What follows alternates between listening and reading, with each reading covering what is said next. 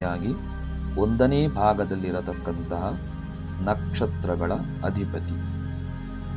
ಈ ಕೇತು, ಶುಕ್ರ, ರವಿ, ಚಂದ್ರ, ಕುಜ, ರಾಹು, ಗುರು, ಶನಿ, ಬುಧ ಈ ರೀತಿಯಾಗಿ ಬೇರೆ ಬೇರೆ ರೀತಿಯಲ್ಲಿ ಗ್ರಹಗಳು ನಕ್ಷತ್ರ ಆಧಿಪತ್ಯವನ್ನು ಪಡೆಯುತ್ತವೆ.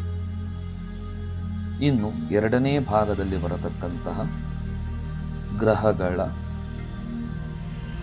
ನಕ್ಷತ್ರಗಳ ಅಧಿಪತಿಯನ್ನು ನೋಡುವ. ಮಖ ನಕ್ಷತ್ರಕ್ಕೆ ಕೇತು, ಪುಬ್ಬ ನಕ್ಷತ್ರಕ್ಕೆ ಶುಕ್ರ,